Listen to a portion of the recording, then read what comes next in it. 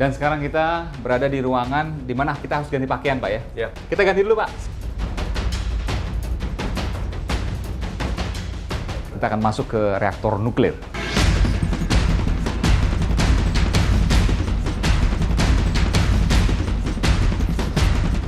Listrik terpenuhi, maka hanya dengan nuklir yang bisa menjadi jawaban.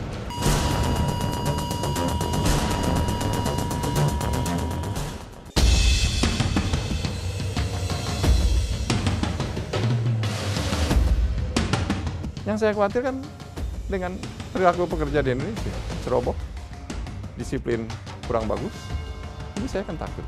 Itu berbahaya sekali. Di akhir tahun 2018 bisa commissioning, terus di tahun 2019 harapannya sudah running well. Menghasilkan listrik yang bisa kami gunakan untuk kawasan Serpong nanti.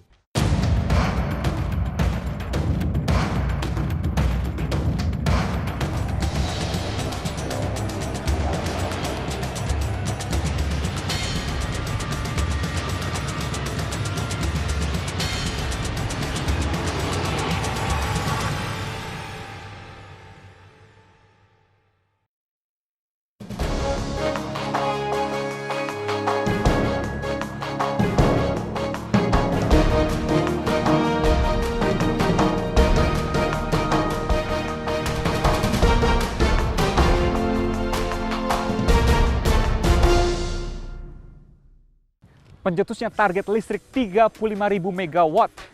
Konon mustahil bila dicapai dengan cara yang biasa. Ada teknologi yang bisa menjawab semuanya.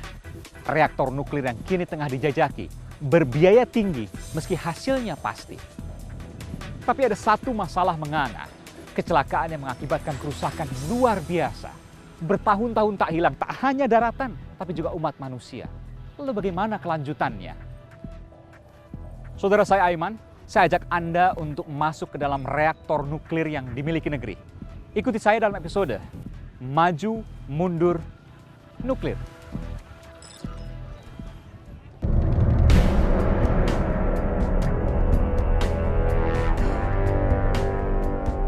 Dibangun sejak tahun 1965, namun perkembangannya masih tak terasa. Pembangkit listrik tenaga nuklir dianggap mampu menjadi solusi kala sumber daya alam lain sudah semakin kritis. Meski memiliki risiko tinggi, energi nuklir dapat bermanfaat di berbagai bidang.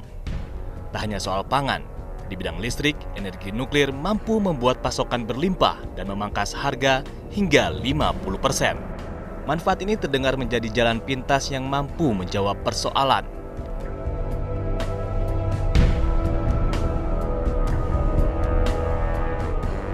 Jadi kalau 35.000 itu dilaksanakan, semuanya jadi sampai 2019 akan ada kapasitas lebih 21.000 megawatt dan dalam kesepakatan pembelian dengan swasta, PLN harus membayar 72% dipakai atau nggak dipakai, dan itu akan membuat PLN mengalami kesulitan. Menjadi pilihan yang menjanjikan saat sumber daya alam lain sudah mulai menipis, tak ayal berbagai negara berkembang memilih energi nuklir untuk mengembangkan teknologi. Namun, tak dapat dimungkiri, energi nuklir sangat rentan akan bahaya. Sedikit kecerobohan dapat mengakibatkan kecelakaan yang fatal. Momok ini menjadi penghadang laju perkembangan pemanfaatan energi nuklir di Indonesia. Meski pembangunannya dianggap wacana, Badan Tenaga Nuklir Nasional terus mengembangkan PLTN. Sedikitnya 3 reaktor dibangun Batan di berbagai daerah. 2017, PLTN direncanakan siap untuk dibangun. Apakah Indonesia mampu mewujudkan pembangkit listrik tenaga nuklir dan mampu menggunakannya secara optimal?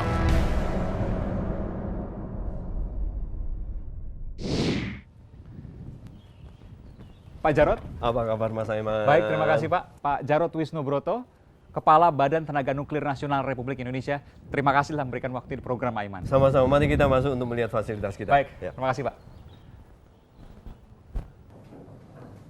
Dan sekarang kita berada di ruangan di mana kita harus ganti pakaian, Pak ya? Ya. Nggak boleh pakai pakaian ini, Pak. Ya, tetap boleh, tetapi harus ditutupi dengan jas laboratorium ini. Aha. Tujuannya untuk keselamatan juga. Kalau ada apa-apa, nanti kalau ada misalnya, ini kan jaga-jaga berisiko juga, ada kontaminasi misalnya, nempelnya ke sini. Bukan ke pakaian kita. Bukan ke pakaian kita. Dan itu juga bagian dari keamanan juga, karena kita akan dikasih warna kalau untuk kuning, tamu, untuk putih pekerja, oranye untuk pegawai keselamatan, sehingga kita menghindari ada penyusup masuk. Jadi contingency plan juga. Ya, contingency plan juga. Nanti juga darurat. ada juga untuk memonitor ini. Jadi apakah kita kena radiasi atau tidak, nanti bisa diukur. Ketika kita keluar juga akan diukur, oh sehat, nggak ada kontaminasi, nggak ada radioaktif. Itu alat pengukurnya? Alat pengukurnya seperti Dari mata kita? Dari mata kita, nanti dikenakan ke matahari. Kita ganti dulu, Pak. Mari.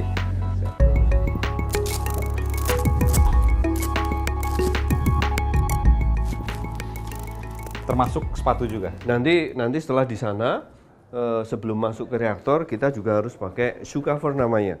Jadi supaya kita, ya kalau sepatu kotor kita juga nggak ngotori reaktor. Di samping juga kalau ada semacam kontaminasi atau debu yang mungkin ada, nempelnya di sini, tidak di sepatu kita. Itu kira-kira. Kita masuk, Pak, sekarang, Pak. Mari. Kita akan masuk ke reaktor nuklir. Mari.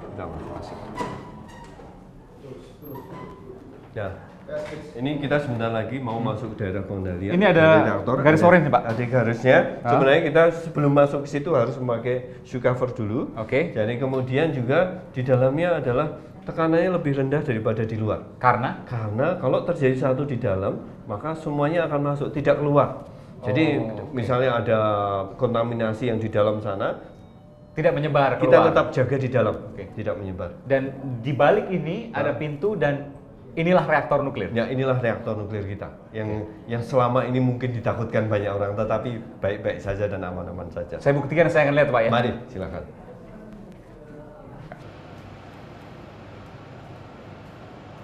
Dan kita sudah berada di pusat reaktor nuklir di Serpong, di Batan, Pak, ya. Ya.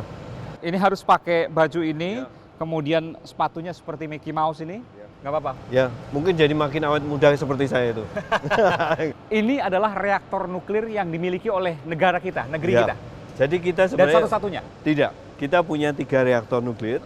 Yang pertama paling tua di Bandung, itu tahun 1965. Dan masih beroperasi sampai Masih sekarang? beroperasi sampai sekarang. Kemudian yang kedua itu tahun 76 di Jogja, kita dirikan juga reaktor Kartini.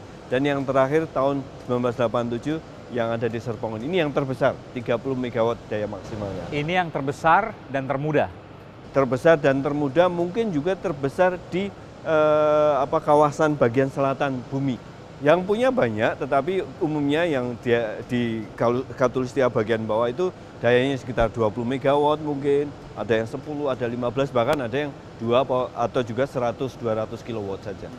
Kalau menurut saya sih nggak terlalu besar, Pak, ya, hanya kecil ini. Ya, Ini bisa menghasilkan listrik berapa megawatt? sebenarnya reaktor ini tidak didedikasikan untuk listrik. Jadi reaktor ini didedikasikan untuk menghasilkan misalnya produksi radioisotop untuk kesehatan atau untuk keperluan pembuatan material baru dan lain sebagainya. Tapi kan bisa untuk kita bisa mengkonversi, meskipun sebenarnya tetap saja harus dirombak total. Kita mungkin pakai bahasa sederhana, kalau misalnya dayanya 30 MW panas, itu listriknya ya 10 MW, sepertiganya. Ya, tetapi saya harus jelaskan bahwa reaktor ini tidak untuk didedikasikan untuk listrik. Pesannya jelas, Pak. Yang saya ingin tanyakan, kalau kita punya segini kecil, ya, dan bisa menghasilkan 10 MW, kalau dibandingkan dengan energi lain, batu bara, fosil, panas bumi, mana yang lebih menguntungkan menurut Bapak? Saya kira masing-masing punya kelebihan. Jadi saya juga perlu mengatakan, misalnya batu bara untuk membangun itu lebih murah, membangun investasi awal. Tapi kalau PLTN, misalnya kita berbicara PLTN, punya kelebihan harganya lebih kompetitif kalau listriknya. Lebih kompetitif maksudnya lebih murah, Pak? Ya, lebih murah dan energinya lebih bersih. Jadi emisi karbonnya lebih rendah, jauh lebih rendah. Tetapi ada titik lemah dari PLTN, yaitu dia investasinya jauh lebih mahal daripada PLTU. Itu contoh saja. Lebih bersih, kemudian lebih murah, harga yang dihasilkan listriknya lebih murah. Berapa persen lebih murahnya? Saya kira tergantung bagaimana kita menghitung. Kita hitung rata-rata adalah misalnya Kalau batu bara itu sekitar 9 atau 10 sen US dollar per kWh, yaitu bisa 6 sampai 7 sen per kWh. Kurang lebih setengahnya lah. Ya. Jadi kalau sekarang harga listrik 1.350 rupiah per kilowatt, maka bisa setengahnya dari itu. Ya. Harga listrik Ya, turun. tentu saja ya. Dan kapasitas listrik di negeri kita bisa tercapai. Ya. 35.000 megawatt bukan masalah, Pak. Saya kira 35.000 megawatt yang program pemerintah itu kan tahun 2019. Sementara untuk membangun PLTN adalah butuh 7 sampai 10 tahun. Jadi kalau 2019 jelas Nggak akan bisa. tidak bisa. Kalau kita bicara 2024, Ya, kalau kita berbicara 2024 atau 2025 itu masih mungkin. Nah, tetapi harus diumumkan, dideklar tahun ini atau tahun depan. Kalau kita membangun 1.000 megawatt listrik di Jakarta dengan sel surya, mungkin sepertiga dari wilayah Jakarta harus pakai panel surya. Dan itu mungkin jadi mahal. Maka PLTN menjadi salah satu solusi, karena kelebihannya adalah dia bisa berdaya besar dan bisa beroperasi lama. Bisa 18 bulan terus-menerus beroperasi, berdaya besar, dan juga itu bisa memberikan kestabilan bagi industri. Pak, saya ingin coba lihat di sana. Saya lihat ada air berwarna biru, nanti kita coba lihat dari atas. Bapak bisa jelaskan itu dan apa arti pipa-pipa yang ada di sini? Boleh? Saya mau tanya dulu, Pak, ini radioaktif. Ini radioaktif. Bahaya dong, Pak? Artinya kalau Anda masuk berenang di dalamnya bahaya, tapi kalau di sini nggak berbahaya. Tidak keluar. Tentu saja ada bagian sekat. radiasi, karena air ini digunakan salah satunya adalah melindungi kita dari radiasi, di samping sebagai pendingin. Kita ke atas, Pak, ya? Silakan.